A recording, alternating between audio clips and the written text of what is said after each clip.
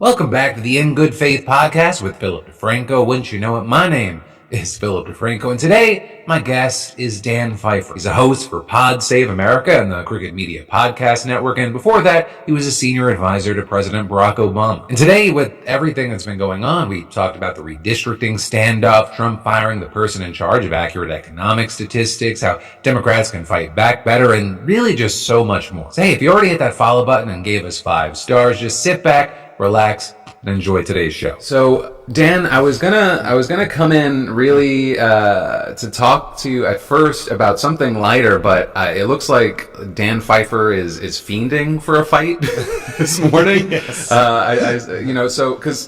I'll set the stage. Last week, jobs numbers come out, looked bad, or we'll say at least not great. Trump hates it. He fires, I believe it's Erica McIntyre over it. She's the commissioner of labor statistics. People left, right, center are like, what the hell is this about?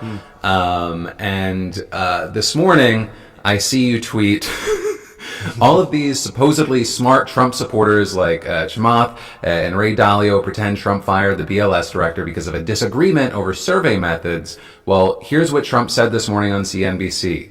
It's a highly political situation. It's totally rigged. Smart people know it. People with common sense know it. And a lot of people like to keep their head under the covers and just not believe it. So with you coming out of the gate this morning swinging, if that's your view and that's your reaction, are these guys liars or stupid? Well, I should just say, to give you a sense of how much I'm feeding for a fight, I probably sent that at before 6 a.m. my time, because I'm on the West Coast. So it's really just out of bed, opened up my laptop, and started swinging.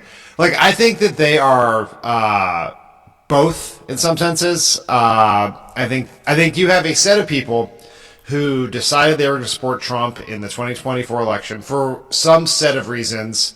A lot of it probably self-interested financial. You know, in the case of like the all-in tech bro podcast guys, they were inside the tent all of a sudden with all this access to power.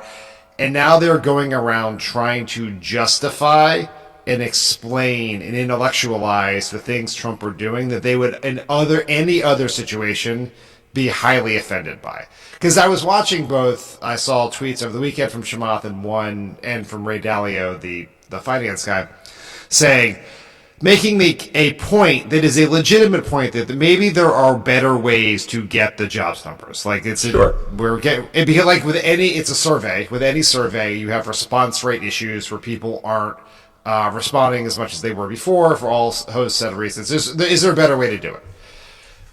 And if that were Trump's argument, that would be a thing. But that's not what Trump's argument is. Trump has no thoughts on survey methodology.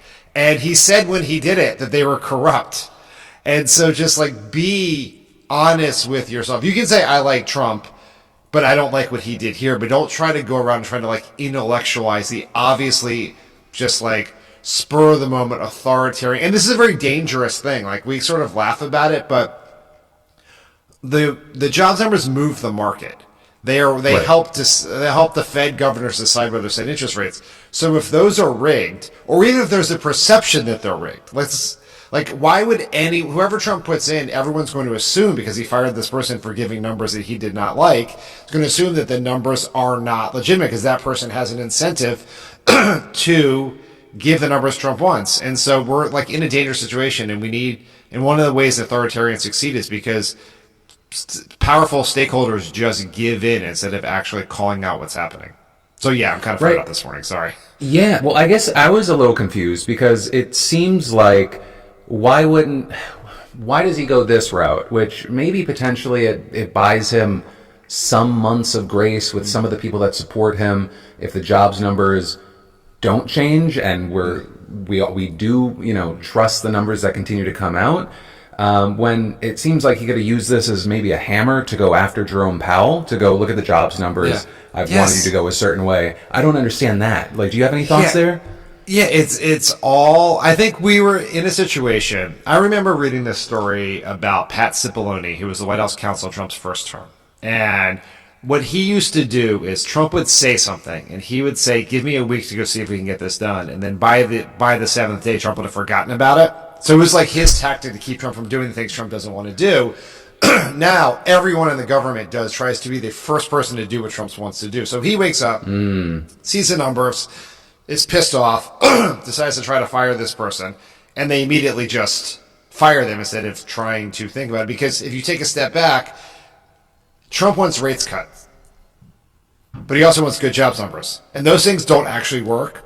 So he's in a situation right now where if these numbers were legitimate, and they are legitimate, but it would get him his rate cut. But instead, he's doing the thing that it makes no sense, and there are people helping him do the thing that makes no sense. Well, so with the numbers with the numbers that come in next, do you have a fear? Because I was listening this morning to Bill Beach, right? He's the former head of BLS in 2017. He was a Trump appointee. He's freaked out by this change. He thinks it doesn't make sense, but his mindset seems to be there's going to be a perception issue, but also the numbers.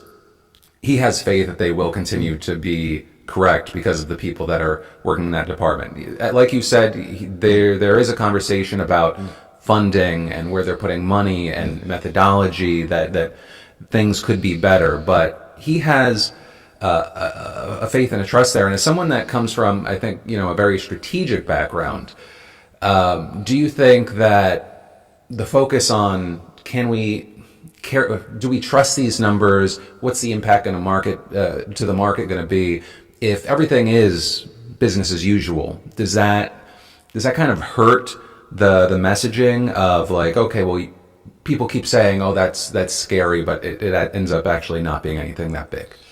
Well, I think the problem here is like the point that I saw Bill Beach make this point about the numbers that came out that made Trump mad, which is there is a system in place. There are people. It's very hard for one person to mess it up because there are all these inputs coming in.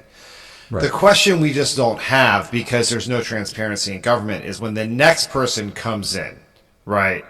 Like what happens at the end of that product, right? Before it actually comes out. And so we just, like, there are definitely some safeguards in the system which may be fine, but we just don't know. And when you erode, this is how he ended up here, is he erodes trust in institutions to the point that people question everything, even when it is well-founded, evidence about everything from Trump's crimes to climate change. And so this just adds a real uncertainty into the economy and what you need. The economy demands certainty, right? Businesses have to be able to plan. They have to be able to think about if the unemployment rate is going up, people will have less money to spend on their products. So they will think about what product lines they're going to launch, what factories they're going to build. And we already have all this uncertainty in the economy from Trump's on again, off again taco tariffs. This adds something else. And I find it very, very concerning. Like maybe we just are not, it'll be very hard to have real confidence in the numbers going forward as long as Trump is president. And maybe going forward after that, right? Because it's always like, this was a thing no one ever did, right? Like when Obama was president, Jack Welch, who was the former CEO of GE, like really famous business guy, right before the election, the numbers were good for Obama. And he went on MSNBC. It was on Morning Joe, I think. And it's like, the numbers are cooked. The Chicago guys are cooking the numbers. And everyone, Republicans and Democrats, people in the business community, assailed him because that was such an irresponsible thing to say. But now we're not only just like, that was just a guy outside, like a well-respected business person outside of government. Now you have the president firing the person who gives the numbers. Like, that's concerning. Right. And I mean, a lot's changing now. A lot's going to be changing in the near future when we start looking at a 1 to 2 year window. I mean, it's connected, but I mean, do you think that the central bank independence is going to last, whether it be perception wise or, whatever the reality is on the ground? I'm very concerned about it because we know that this Republican Senate will confirm a ham sandwich, right? They've done Pete Hegseth, they've done Tulsi Gabbard, they've done RFK Jr., and so Trump is obviously only going to appoint someone who he thinks is going to do what Trump wants when Trump wants it. And so will the Republicans confirm that person? Probably. and then you have that person in for potentially for 10 years. So yeah, I am concerned about that. And if you start cutting rates at a time, we're going to spike inflation, growth is down. It's all very dangerous, right? There's a reason there is an independence in the Fed, and it's not just in this exact moment in the American economy. Is if like the U.S. dollar is the world's currency, right? It is the safest investment in the world, and if people start to question whether U.S. monetary policy is being politicized, that is going to reverberate across the world. I am not an expert in any of this, but the people who I've talked to about this on Pod Save America and elsewhere scare the shit out of me, right? Yeah, I mean, we're talking about that, and then, but when you talk about they'll confirm anyone, it makes me think of, the Republicans in Congress, and, obviously House Republicans, they're going to soon have a vote on tariffs. Yeah. Do you think that it's going to be another rubber stamp situation, or do you think, can the polling get to a place where they actually do something, where they actually take a stand to any meaningful degree, rather than three people act like they have a different opinion, but it feels safe to because they know it's going to pass anyway? I think that can only happen after the filing deadlines are done, so that Republicans are no longer worried about a primary. What they're so scared about right now is that Trump will back their opponent and they will lose their primary. Next spring, most of those primary deadlines will be over. So then, at least for this next election, they will not have a fear that Trump can run a primary opponent against them. So there's a chance we might see a modicum more independence after that moment. But right now, they would, they view this, even the ones in very, purple districts, view this in a two-step process. They have to get through their primary first, and if Trump backs their primary opponent, they will lose. This is why Tom Tillis dropped out of the North Carolina Senate race. And then once they become the nominee, then maybe they can possibly find some independence. But I don't have high hopes for it. No one ever made a lot of money betting on the political courage of congressional Republicans, so... Well, okay, but so as we get closer to the midterms, and we're still, I mean, God, it's almost been, we're months away, but it's going to hit a year eventually, away from the election. People are still finding, lines in the sand, talking points. It even feels like over there with Pod Save America, although I don't think you were a part of the specific podcast that day or that segment, you guys got a lot of attention over Israel and Gaza. And I wanted to know, when you guys go into, and I'm going to oversimplify it, you could walk through for the audience, when you guys are about to put out that episode, is there a conversation of, what does this say for our brand, our audience, Dems in general, independents out there? What's the conversation? Because it made a splash. Yeah, I think as you mentioned, I was not part of that episode. I do Thursdays. That was, I do Fridays. That was a Tuesday episode. I talked a little bit the next episode that I aligned with a lot with much of what they said there. I think like anyone who is in politics or in media, you have to think about the impact of what you say, right? That it has some impact, not just on your podcast or your brand, but also how will it be weaponized against Democrats? We know that Fox News loves to do a Obama pod bros do, trash X, right?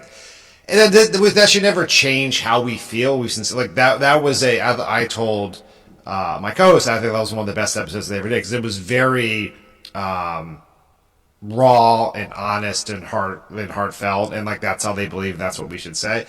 But you have to at least think about anytime I think anyone with a platform opens their mouth, what are the ripple effects of you saying these things, right?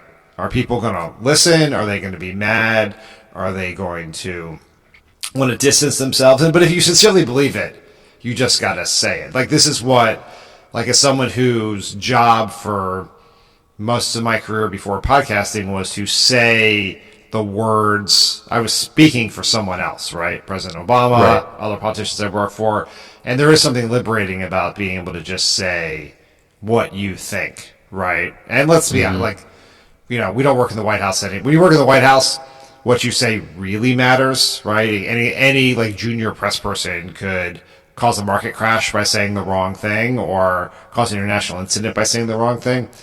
Host of a podcast, people listen, right? Obviously, like, we're very fortunate with the audience we have, but it's not the same stakes, I'd say. Right. I imagine they don't. Well, anyone can tie anything to anyone, but I imagine people don't go. Well, that's essentially Obama saying it, right? Yeah, I think much to probably President Obama's probably happy about this now, but people do not attribute what we say to him directly after all these years. So I guess what has the reaction been to kind of saying that the next Dem nominee shouldn't accept AIPAC money, that military aid to Israel needs to be cut off, that it can't go back to a pre-October 7th status quo? What has that been for, I guess, people that and then people that maybe were never interested, or maybe were against the Pod Save America group? Yeah, I think if you had been listening to Pod Save the World, which is the Tommy Vitor and Ben Rhodes' podcast, which focuses on international affairs, none of what was said there would be surprising. They have been incredibly aggressive critics of the of how Israel's connected to the war in Gaza. They were very, very aggressive critics of how the Biden administration and the Biden administration's strategy, Israel. I think for some people who maybe don't listen to that podcast, who don't pay as close attention, because the clips of what my co-host said went viral, there are probably some folks on the left who were pleasantly surprised, right? The assumption might have been that we were, I think our ideology, both individually and as a podcast, is a little more complicated than I think people assume. But I think for a lot of people on the left, there's a lot of like those neoliberal pod bros who say this, and assume that on every issue maybe that we're more in line with the Democratic establishment than they are, and I don't think that's actually the case, and this is certainly one where they're not.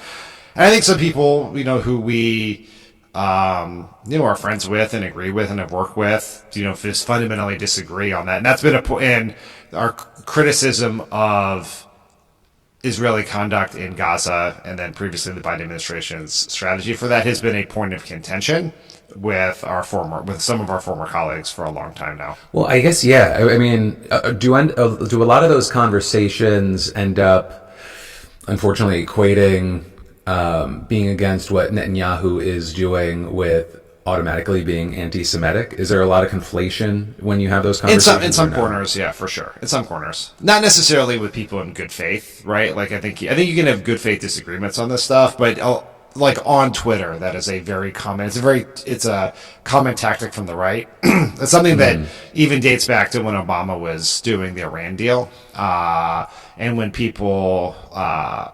I was leaving right about the time that was coming together, but like when it was trying to pass in Congress years later, like that was a common attack from a lot of the sort of neoconservative right would be if you're for the Iran deal or you're against Israel on this thing, you disagree with Netanyahu, that equates to anti-Semitism, or just criticism of Israel equates to anti-Semitism as opposed to criticism of the Netanyahu government. So I think I think you can have a good faith disagreement on these issues, but I think that happens in the less good faith part of the conversation. Well, okay, so if you're having an in good faith conversation there, I mean, how do you navigate it there, where you go, okay, well, I think that it's not that, and this is why. Yeah, I think you just like sometimes you just have to agree to disagree. You're right with people who have disagreements here, you can, like, my argument when I've had these conversations with people is simply, like, we can put as, like, a lot of the conversation around, particularly what's going on with famine in Gaza, starts going backwards into this conversation of, like, whose fault is it? How did we get here? What role does Hamas have? The Hamas, ministry, the Gaza Ministry of Health is Hamas run, and therefore we can't trust them. And just say, like, my view is to tell people, so we put that aside for right now, is you have starving people, and particularly starving children, and whether the number is as high as the ministry says, or even a fraction of that. It's too many starving children, and it is true that Israel can do more to get aid to these people. So let's just ask them to do that, right? To try to like this focusing on when you focus on this specific part of it, try to like that's a place where maybe you can sometimes find some common ground. That's like that. This is we can save children's lives if people do more. And they make the point that it is true that Hamas has real responsibility. Like, it obviously has real responsibility. Without October 7th, we're not in this situation. One of the most horrendous terrorist attacks in American history. But Israel is an American ally for more than a half century here, right? They've been our partners across the board. It is not. We can and should hold Israel to a higher standard in this situation than Hamas, which is a terrorist organization. Yes, I would love it if Hamas would do more to help its people, but why would we expect them to do that? They knew this was a likely consequence of the attack they did on October 7th. So yes, Israel can and should do more and just sort of get to there. Like, these are very, like, Middle East peace has never been an easy conversation to have in any, going back centuries now.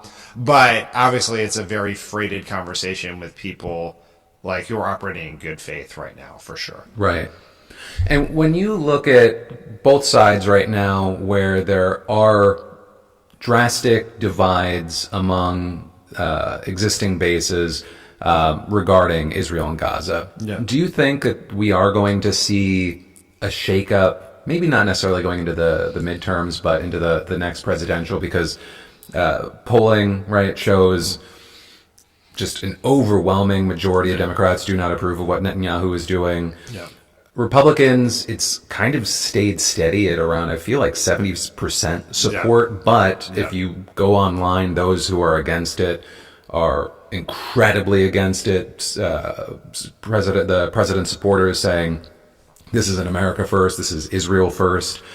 Like, do you think that we are going to see, to some degree, swapping, or is it just people expressing their displeasure? If you were to guess based on what you're seeing, it's pretty like maybe you end up with a barbell effect where you have people on both sides, right? Who like these.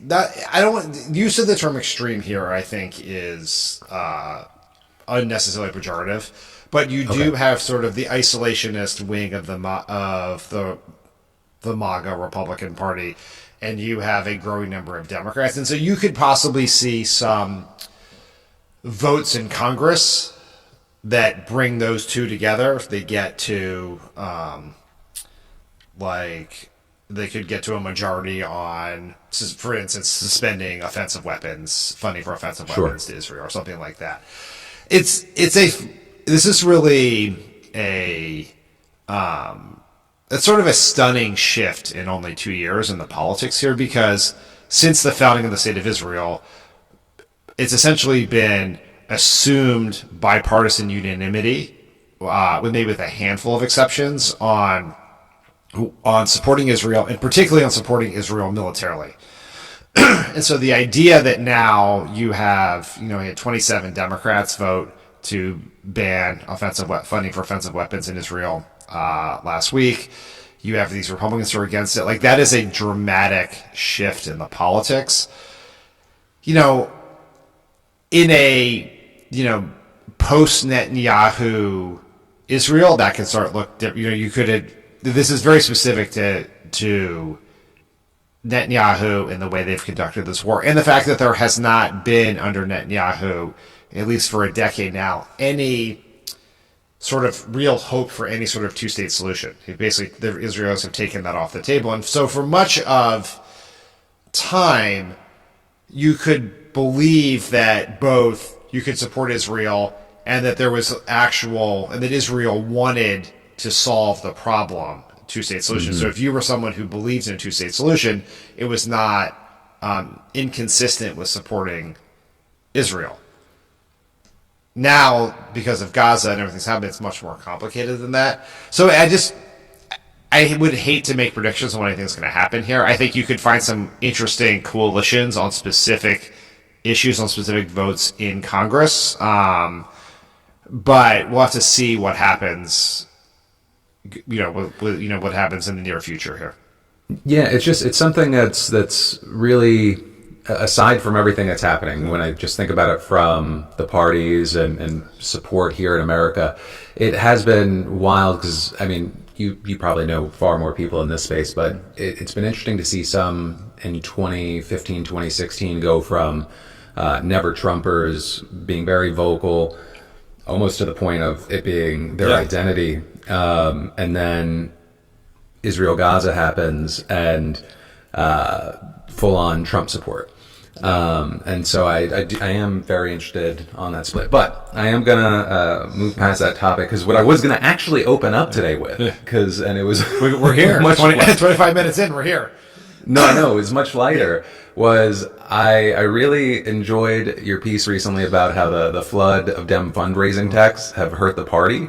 Yeah. And I wanted to kind of just, for my audience, hear you talk about it, not just from a place of like it being annoying, but just like your whole mindset behind that, if you would. Yeah, so over the course of time, right, like I'll give you an example. Like when I worked for President Obama during his campaigns, people would complain to me about the frequency of fundraising emails all the time. And I would like go talk to our digital fundraising people, and I'd be like, people are really annoyed about this. And they would show me, and it's like, actually a lot of the ones people are getting are not ours, right? They're just, we're the head of the party. You're getting fundraising emails. It must be our fault, right? But like we were trying to raise a lot of money online. But that's always been true. Like people were complaining about the direct mail fundraising, like actual showing up in your mailbox in the 80s, right? Like this, right? Politics needs too much money. People are annoyed being asked by it. The anger and frustration is exponentially larger now than it was before. I think for a couple of reasons. For three reasons. One, we've moved to text messaging, which is much more intrusive than emails. Because now you have spam filters, your updated and promotions folders on Gmail. Like it's kind of removed from your life. You have to, whether it's your mom, your sister, your girlfriend, your job, or a random commercial account you've never heard of, you still get that glaring notification about a text message, right? Like, why are my text messages not read? It's so it's not because I didn't respond to someone I know and love. It's because I got 15 email texts from a pack I've never heard of. And the tone has become so just cataclysmic, right? And so what I think the party has failed to realize, and when I say the party, I mean everyone in the party. I don't mean just like the head of the DNC. It's basically everyone. Is that in a world where it's very hard to follow the news, where just we're getting information all random places, one of the most valuable relationships that any candidate, political action committee, business, politician has is a direct one-on-one relationship with their consumer. Right, where you have the ability to email them directly, text them directly, call them directly. And we're taking our number one best asset, and we're just, the only way we're thinking about it is how to get as much money out of their pockets as fast as possible. And not thinking about how do we persuade them to do things. And so I thought about, like, obviously as by professional obligation, pay a ton of attention to the news. So I was like watching when Hakeem Jeffries, spoke for 8 hours or whatever it was to delay the passage of the Republican bill, which is like, obviously that's a largely symbolic thing, but it was, symbolism matters, and what he was doing helped.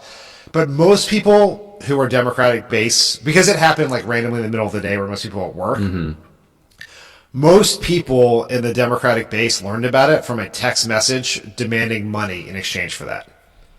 Right? People learned that, PBS and NPR are being defunded, not from PBS and NPR or the news, from a text message. And so if like I said this in my piece, which is, how would you feel about a friend who only called you and asked you for money? Right? It's like, that's sort of where we are. And we're not thinking about how best to use our massive email email and primarily text lists. We're not thinking about the impact of it. And everyone is thinking individually about their own campaign, their own PAC, and not thinking about the fact that I'm not just getting emails from the D-Triple or text from the D-Triple-C. I'm getting them from a million people. And the other thing is there are a lot of scam PACs and a lot of people using pretty sketchy fundraising techniques that's making it worse. And it's impossible to be a good actor in this system. Like, I think Bernie Sanders, who's raised a ton of money online, his team has always thought very strategically about how to use their list. They don't overuse it. They will sometimes use it just for pure informational or persuasion purposes, not just to ask for money. But if you're getting a gazillion texts, you're not just in your head be like, oh, Bernie does a good job, right? It's just, you're just annoyed by the text. So we're now in the situation where no one has an incentive to be a good actor because you're getting all the downside of the bad acting, and maybe, less short-term benefit and money because of it. Can you expand on the scam PACs? Yeah, so there are these PACs that have been set up that are primarily. There was a really big story that went around today in a Democracy. It was a Substack called Democracy and Data, I think, that broke down a lot of how this works. But there is these PACs that basically are started by digital fundraising firms, and so they raise money into the PAC to pay themselves for the fundraising costs, and then take their cut off the top. Like, so I pretty plugged into the Democratic infrastructure. I get texts from PACs I've never heard of, and you have to click the link to know what it is, right? And they also do these things where it's like they'll be like, Barack Obama said it's time to give, which Barack Obama obviously is not endorsing this random PAC. He gave a speech at some point where he said, now's the time to get in the fight, right? And they do that, like Rachel Maddow issued a warning, or Stacey Abrams, there's like using people's names, and most of that money is this constellation of PACs that is run by this company called Mothership Strategies that was the subject of much discussion this week. They're very controversial in the Democratic Party, but I think it was something like 11% of the money they raised actually went to candidates. Oh, wow. Like, a lot of it, it's not all going in their pockets, right? It's a lot of it is their costs, but sure, this level of crazy. Aggressive text, it's insane. And this level of aggressive texting has a very high overhead, and so they're setting up these PACs, they are raising money in those PACs to pay for themselves, basically. And so it's very. The party has to. I believe the party really has to take a stand here. The question is, will they? Well, it's hard. It's really hard. There's no one in charge. There's no. I said this in the piece. There's no fundraising czar who can just say this. There are people there are a couple of things I think people of power and influence can do. One, they can name and shame the bad actors. Right? They can say, does shame still work now? I think it does. I think informing voters about where the best place is to spend their money. Because the other problem with this is a really important point. Okay, informing as well. Yes. Okay. Yeah, informing, right? You just say, or let's say, a lot of times you'll see Kamala Harris said, these funds will use Kamala Harris's name, right? And to say Kamala Harris issues warning. Kamala Harris's political operation could say, we have no association with that, right? You have to shame people. They actually did that during the campaign with a set of these PACs related to the ones I mentioned, who were raising money, and they thought essentially siphoning money because people thought they were giving to Kamala Harris, and they're actually giving to these PACs, and they actually called them out. So that's one. ActBlue, which is the platform that runs through everything, can do a host of reforms to make it harder for people to get spammed, put in place some standards about how you do things. There's a group of, this is about 140 Democratic fundraising professionals who wrote a letter last year with a set of recommendations for ActBlue to do. And I think we really could, in the 2028 Democratic primary, try to, through pressure from people with platforms and people with influence, to normalize better fundraising techniques among our nominees and call out the people who are using the sketchy ones. I will say I appreciate you sharing the second part of that, because I do feel like there's this common thing with Democrats, whether it be the politicians or a lot of the communicators, is this is bad and then there's no and.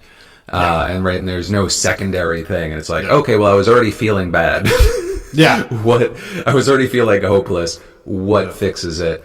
And just knowing that there are steps that people could take, it can add to the pressure campaign. I think things more like the normalize that gets into kind of more of an intangible. Okay, well, what's it's something that people who are actually in charge, who have influence, who control things, should peer pressure works in politics, particularly in a primary where everyone's competing for the same set of voters.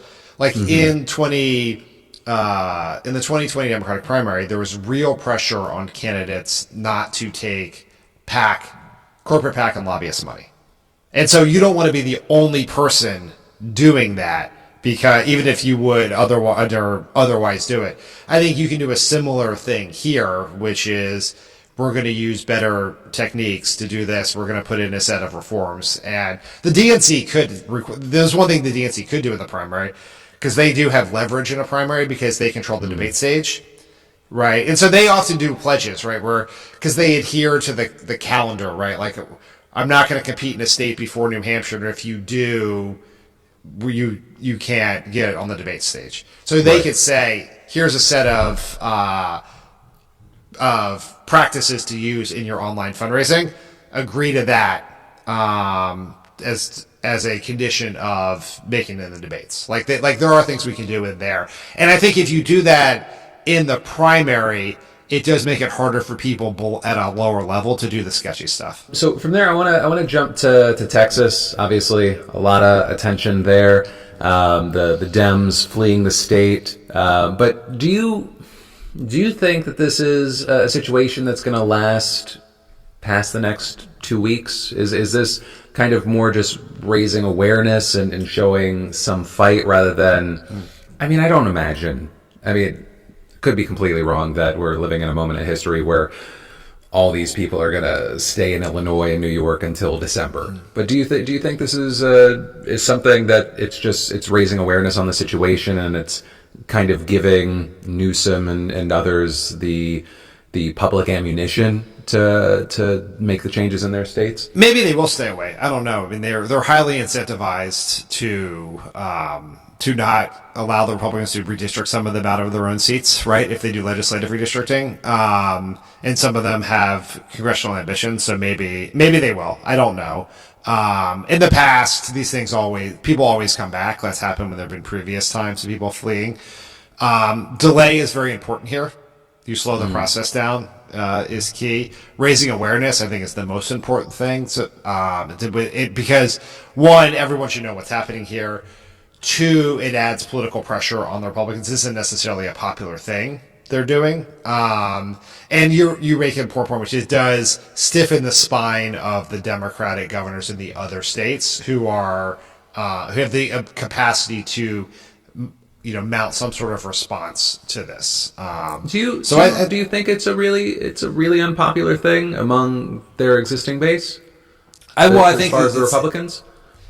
It's an open question about how popular it is among their base. I just think in general, there is such distrust and such belief that the system is corrupt that taking an extraordinary measure to give yourself additional political power is something that Democrats can use to make a case against Republicans. It's always this question of is the hardcore Trump supporter going to care about this? No, they're hardcore Trump supporters. He can do literally almost anything, and they will be fine with it. I think it goes past that. I think as long as even kind of the most milquetoast, you know what? I just don't like the Dems to at least a certain degree. As long as they're given everything's bad, so no one's bad sort of situation and mindset, that gerrymandering already happens.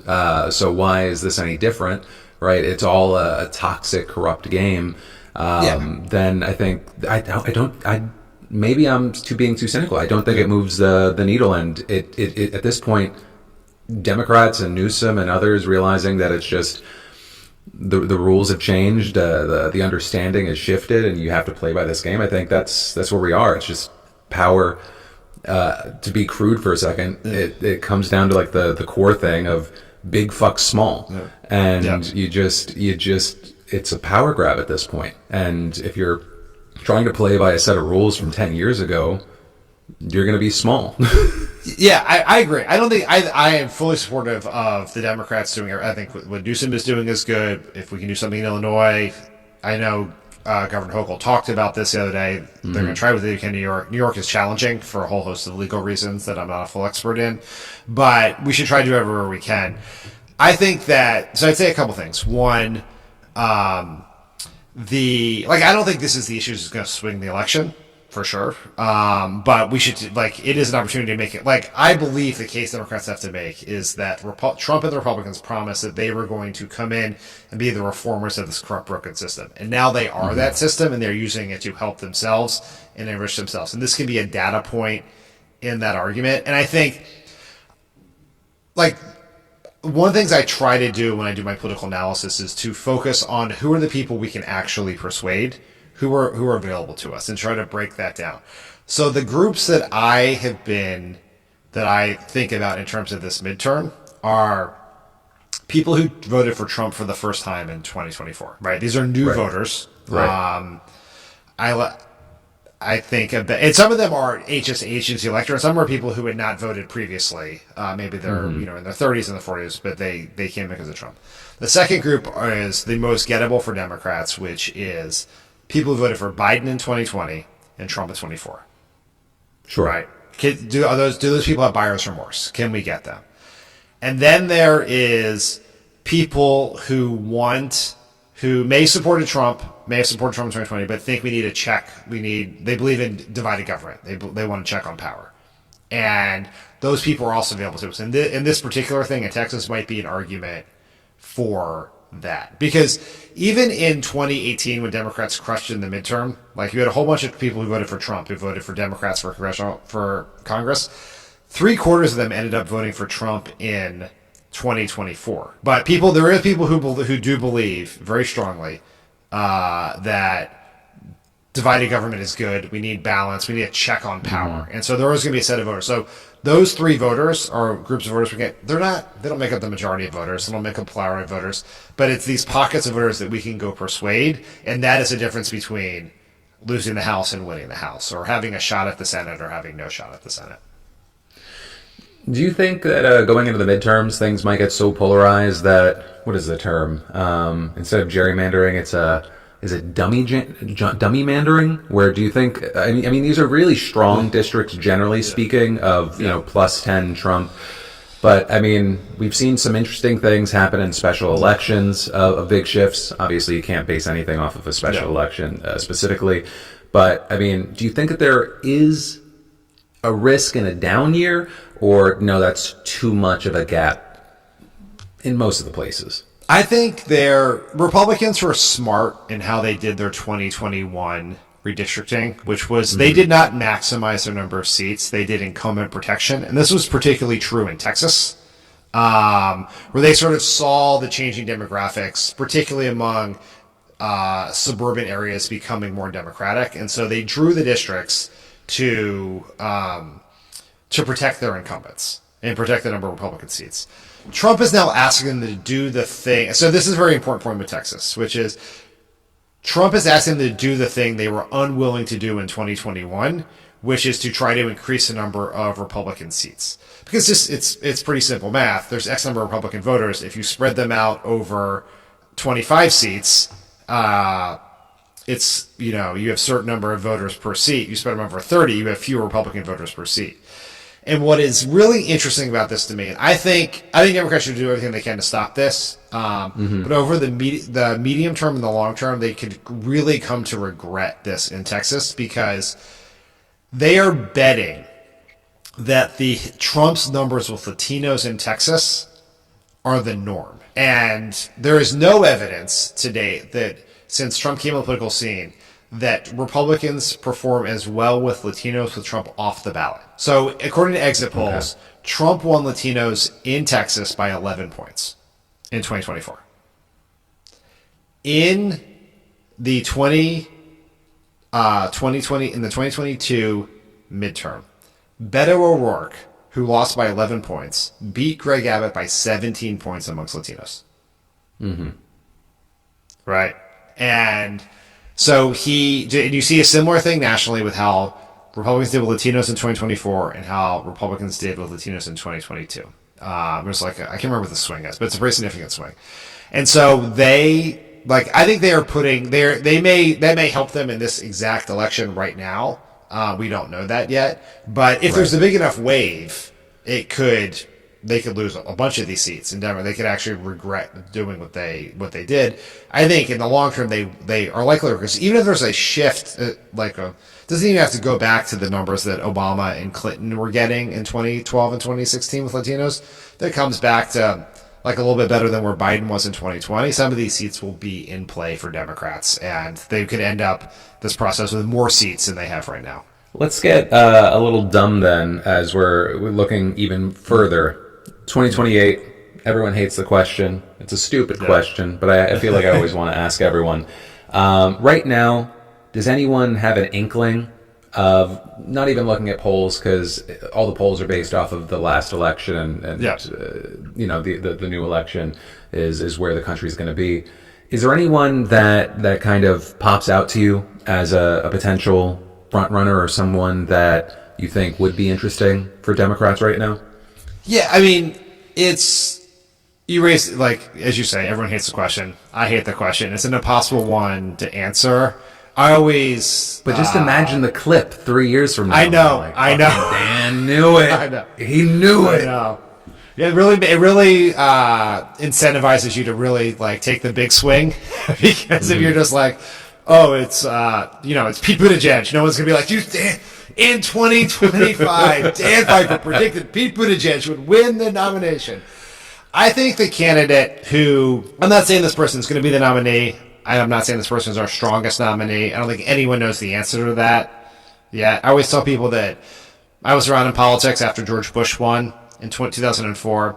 After George Bush won, everyone was like, what Democrats need is a governor or a senator from a red state, a moderate from a red state who can win something. Like, people were, like, this is impossible to imagine. People were crawling all over themselves to try to work for Mark Warner at the time. He was the guy. Right, I worked for Evan Bayh at the time. I was the Senate Communications Director. People were like, Evan Bayh, he keeps winning Republican Indiana. He could be the guy.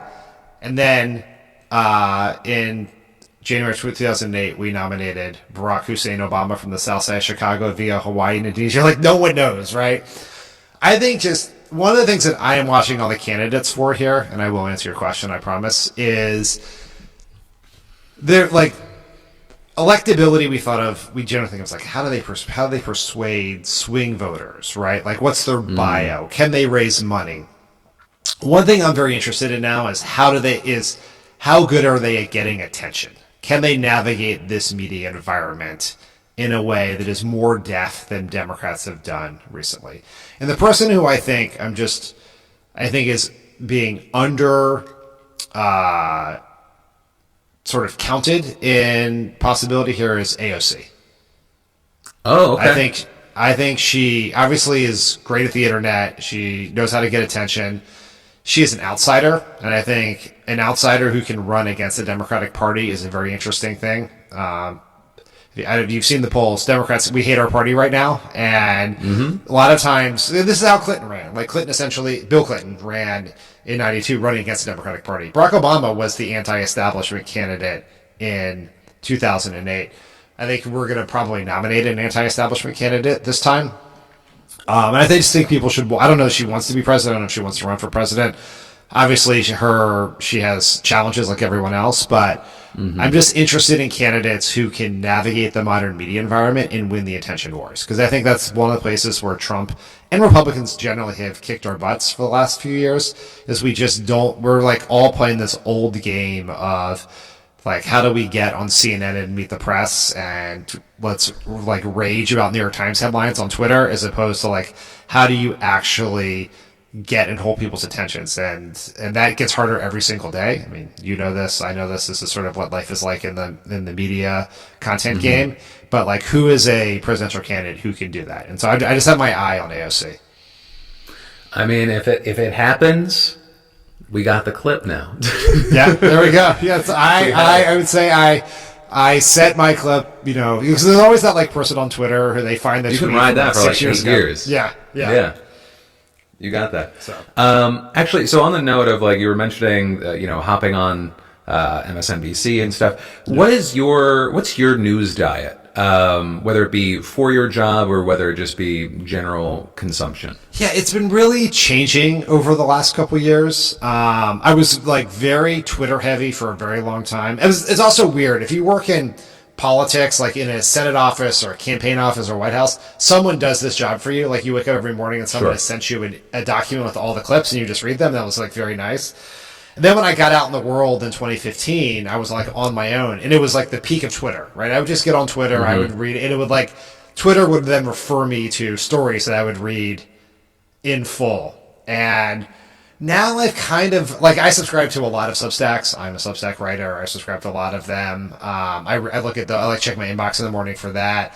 I read all the sort of tip sheets, like Playbook, Axios, Brian Stelter's media newsletter, just like the things that are sort of summarizing the news for you. But now I kind of do what I used to do in like 2005, which is I wake up and I go to NewYorkTimes.com and read the stories.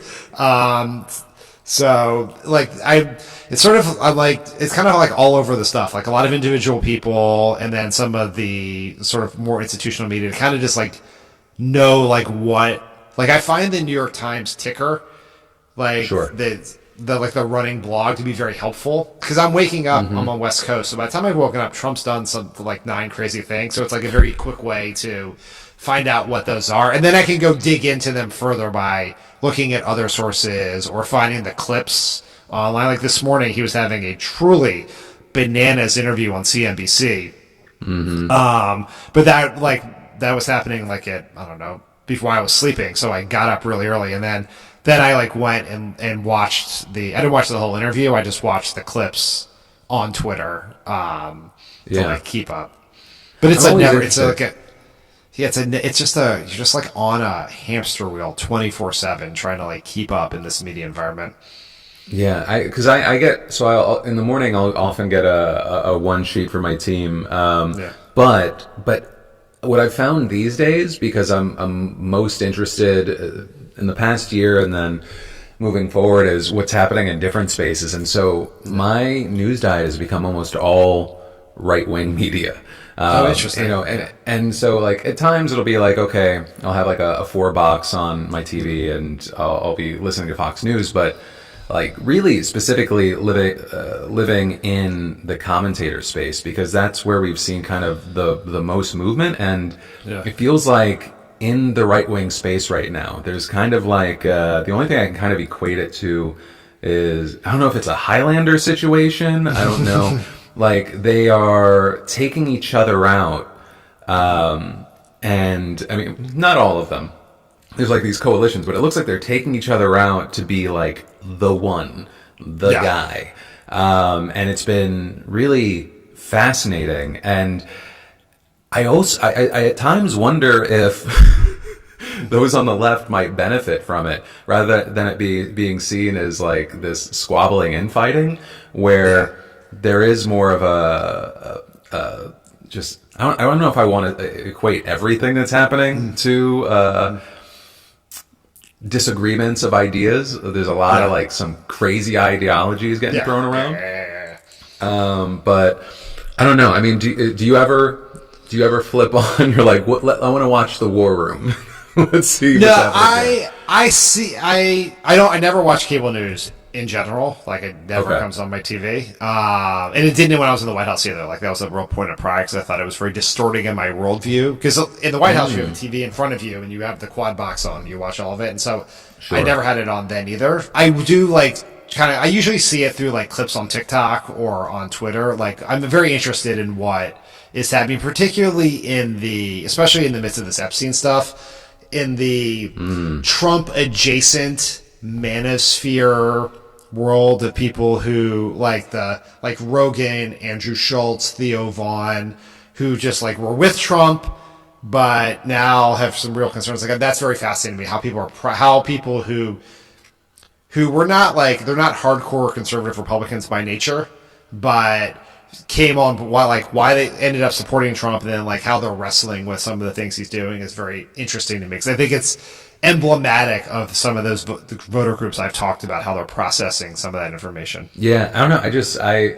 Anyone that I talk to, I recommend it past just like I hate the term, but like what everyone talks about with like the manosphere guys, past that, because I think that a lot of people in our space they're just looking at the clips that get shared around, and they're completely missing the other points that are connecting with people, and it is setting them up for failure when they can like say one line about the person as a dismissal, and then a person sees it. I think it's not a complete one-to-one, but I think it talks a little bit about going into the last election, and everyone was like, JD Vance is a couch fucking weirdo, and then all of a sudden he's on the debate stage, and you have two potential VPs complimenting each other, and I was like, I thought he was a fucking crazy person. All of a sudden you set yourself up to be like, for a group of people to be like, oh, I was misled about everything, and it ends up actually being helpful. I don't know. I agree with that. I think sometimes it's a blind spot for me sometimes too, is this is like I'm an online person, and so like I actually had during the election I started listening. I would listen to full episodes of Theo Vaughn and Flagrant and Rogan to try to, but I had the wrong impression of some of those guys, which sort of is like, oh, it's just like more, because I'm looking at the clips, and a lot of the clips shared by progressives like me, and so it's like, oh, they're just hardcore right wing people, and I didn't fully understand the audience. Like one place where I actually had some understanding was, and this was mostly from clips, like I never watched the whole thing, but I would get so many Kill Tony clips, right? It's just like I'd see a lot of it all the time, because TikTok really thinks, because I'm a late 40s white man who likes sports, that I must be like red pilled. So it's like constantly giving me. So I was constantly just assumed that I will. Because I'd seen so much Kill Tony, and I was kind of like not, I didn't like it, but I was kind of curious about it. So then when the whole thing happened with Tony Hinrich and at the Trump rally at the end, like I had some context for it, but a lot of times, like when Trump first went on Theo Vaughn, I didn't have context for it, because I hadn't been paying enough attention to know. So you really gotta this is true of all media, is like pay a little attention to your mental health as you're going through the stuff. But there is, I try not to watch Fox News because I think that's not particularly helpful. But I think getting outside of the main spaces is helpful. It's smart. Well, that makes sense. I mean, Fox News has been a very specific thing for a long time, and you can kind of just pop in and be like, okay, so that's where they're at right now, or that's the line they're hitting. Whereas there's so much more happening, and I think what we end up seeing is that even if cable news is setting most of the conversation up, or at least where things are gonna stem from, so much more interesting and molding is happening in the online space. And I actually think that a lot of blind spots. I think a lot of it used to be Fox set the tone for everything, and I actually think that now what's happening underneath is setting the tone for Fox in a very different way. Okay. Yeah, well, I mean, I guess we'll see. I saw right before we started, I guess there was an update on Trump and Murdoch. They are now postponing Murdoch's deposition. Have you seen that already? Do you see it as it potentially being some sort of Trump cave, or it's just legal? I hadn't seen it. The Trump-Murdoch relationship has always been very interesting and complicated. Like Murdoch obviously opposed him tremendously. Rupert did, and at least up until the end in 2016. And obviously the Wall Street Journal ran those stories after Trump asked them not to, or yelled at them and screamed at them and told them not to. And so that's interesting. But the business of Fox News is so tied into pro-Trump. Like they had that experience in right after January 6th when they turned on Trump and they lost all their viewers to Newsmax and OAN at the time. Mm-hmm. And so, it's like they both think they're the alpha in the relationship, but they both need the other one, and so there's a lot of like back and forth. So I don't know. I didn't see the details of this, and so the suit will be interesting. I would be shocked if it proceeds too far. One, because it seems relatively ridiculous, and Trump is more willing to push the envelope, and I think the CBS's, the Paramounts, and the Disneys are more likely to bend to Trump than Murdoch, interestingly enough, because Murdoch has actual leverage in the situation that the others don't. Because Trump cares what's on Fox News in a way he may not care about the others. Yeah, I'm just so fascinated by Murdoch in general, of how I guess at the end of the day he is just a businessman, because he does it like he has favorites, but it seems like through the Wall Street Journal and the Fox News situation, I don't understand how you have that fucking position. Yeah. It seems like I think he's a businessman, and I've heard Brian Stelter he was on Pod Save America last couple weeks ago talking about all of this, and he said that Rupert Murdoch really views himself as a newspaper man. Like, in a ideological sense, like in the British ideological tabloids, where like you have a point of view, but you also do journalism. And so that's why, and he's very proud of owning the Wall Street Journal. Like, that's a real, like, it's a status symbol for him. And so he does not get involved in decisions on what they run. Fox is a little bit like, which his son really runs more, but is like that's just like, it prints money for him, right? And that is more maybe the non-journalistic side of his brain. Like, come alive. I don't know. It's interesting. It's really I mean, a lot of the fate of the world rests in the hands of this whatever he is, 92-year-old man right now. So it's not great, but yeah. Yeah, it's funny that you mentioned Stelter. So I listened to that episode, and as I'm kind of like doing this podcast and talking to people for the first time and becoming more familiar, it's been very fascinating to see certain audiences and certain groups' reaction to the other. Like, it sounded like when Stelter got on, he was like nervous. He was like, "We'll see how the fucking audience reacts," and I was like, "Oh, is there something there?" Because even even watching Channel 5 in the past month and Hunter Biden going on the Pod Save America guys rant, I was like, "Oh shit, what's happening?" I was like, "What's?" I feel like I'm on chapter 12, and although I will say, just to be transparent, going in to that relatively blind, it was the closest I think I probably got to someone before they were a MAGA supporter hearing Trump, because he spoke with such passion that I was like, I don't even know why, but fuck those guys. I mean, it took you over. It was resonant, I would say, among some people. I would say that, yes. Yeah. Do you feel like that was just a quick moment in time, or it's past, and like, is that a situation that's continued, I guess? I think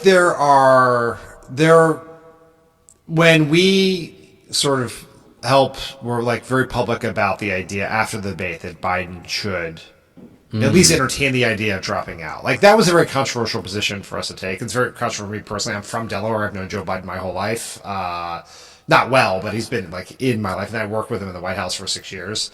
And there were people who were very good friends with who we're not friends with now because of that. Who worked in the Biden White House and were very upset by that. There's still some lingering tension, I think, which was brought to very vivid and evocative language by Hunter Biden. That tension among some people in the Biden world still very clearly exists, and that's an unfortunate situation. Like, I wish that was not the world we were in. I very much agree and stand by the position we took back then. But that is a lingering point of tension among some people. Some of them were I think our audience was with us for this, but there were some people who probably listened to us before that who loved Joe Biden and disagreed with that and maybe don't listen to us now. There's people who had probably never heard of us or were who came aboard because of that. Like our audience has grown since then, but yeah, I mean it's uncomfortable. Like I was uncomfortable by the Hunter Biden thing because like I like I like Joe Biden a lot. Like I liked working with him. I think he's he was a great vice president, and it's an unfortunate situation. Dan, before I let you go, is there any kind of last thing that you want to hit on, whether it be what the Democrats need to do, the future going into the midterms, anything? I always like to, when possible, open it up. Yeah. I would just give one. We are staring down the barrel of a possible government shutdown at the end of next month. Government funding runs out. The Senate could not even agree to pass some nominees at the end. Democrats stood firm, which is what I want them to do, but this is going to be a very big deal, and I think could last for a very long time with real dramatic effects. And so I think people have it, because it's August that people are thinking about, but it's the end of September when government funding runs out, and there's no real path to do it. And Democrats very rightly believe, why should I cut a deal if I appropriate all this funding and then you just freeze it? Like what role do we